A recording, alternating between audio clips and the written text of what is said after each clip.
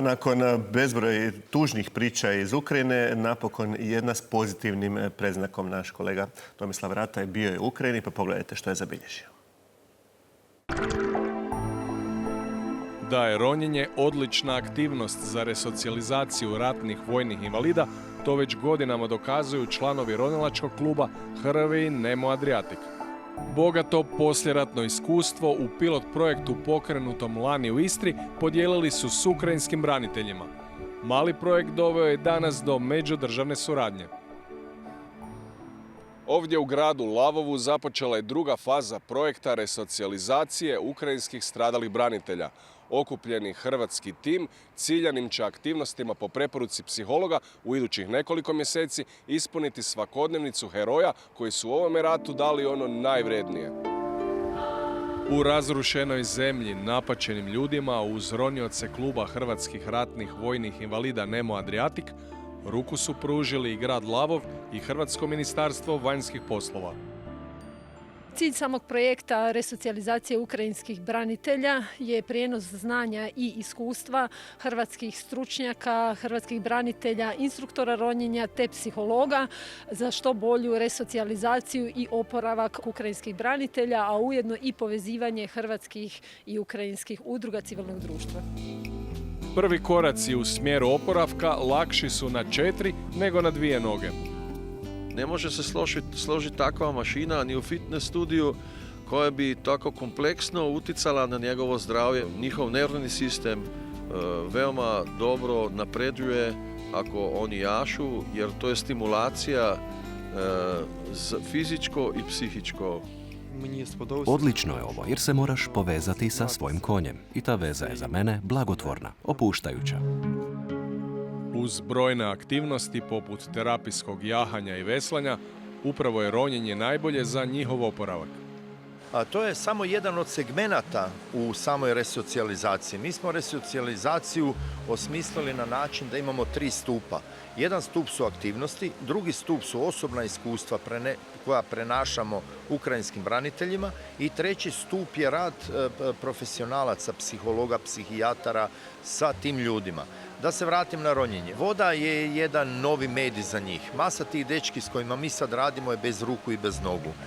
Kad dođu u vodu, jednostavno oni su u bestežinskom stanju. Nešto što mu je jako teško odraditi vani na površini, pod vodom je puno lakše. Tu ih opuštamo lagano, oni pod vodom čuju otkucaje vlastitog srca, čuju svoje disanje, imaju taj mir. Ronjenje me i mentalno i fizički oporavilo nakon povratka s fronte. Tjedan dana ronjenja u sklopu projekta u resocijalizaciji zamjenjuje mi 6 mjeseci konvencionalnog liječenja u sustavu rehabilitacije. Najzanimljiviji mi je osjećaj bestežinskog stanja. Nama bez ruke ili noge to mnogo koristi.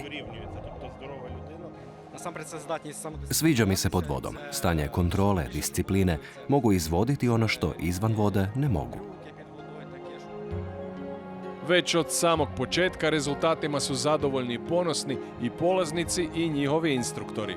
Doista je vidljiv veliki napredak kod samih polaznika programa, odnosno sudionika, gdje vidimo da su puno otvoreni, komunikativni, smireni i svakako sa jednom jako velikom željom za nastavak sudjelovanja u tom projektu.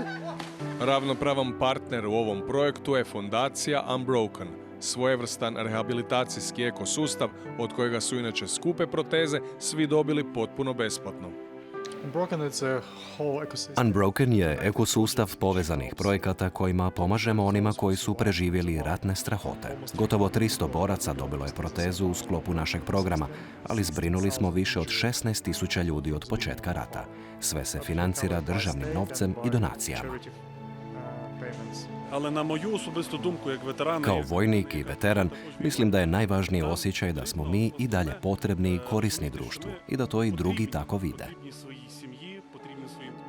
Kao najkorisnije polaznici ističu upravo osobno iskustvo, koje zbog sličnog ratnog puta mogu ravnopravno podijeliti s hrvatskim braniteljima. Rat nas je sve promijenio i otkad je počela ova agresija, brinemo se za oko 17.000 stradalih boraca koji su došli u naš grad. Nakon rehabilitacije, resocijalizacija, mentalno vratiti ljude u svakodnevni život. I tu je nama hrvatska strana mnogo pomogla, te ovom prilikom želim zahvaliti hrvatskim veteranima što su svoje iskustvo podijelili s našim momcima i dali im novi pogled na život. To je još jedan razlog da se među našim zemljama stvara posebno prijateljstvo. Ukrajina i Ukrajinci doživljavaju Hrvatsku pozitivno, jako pozitivno. Zbog toga jer Ukrajinci smatraju da u stvari Hrvati su jedni od rijetkih na ovoj planeti koji mogu Ukrajince razumjeti s obzirom na nedavnu hrvatsku povijest i na naš put do samostalnosti. Tako da se taj odnos produbio. Imamo jako puno upita upravo u vezi sa tom problematikom. Lavov nije samo zainteresirana je gotovo svaka oblast, odnosno pokrajina ovdje, da se kod njih radi takav program.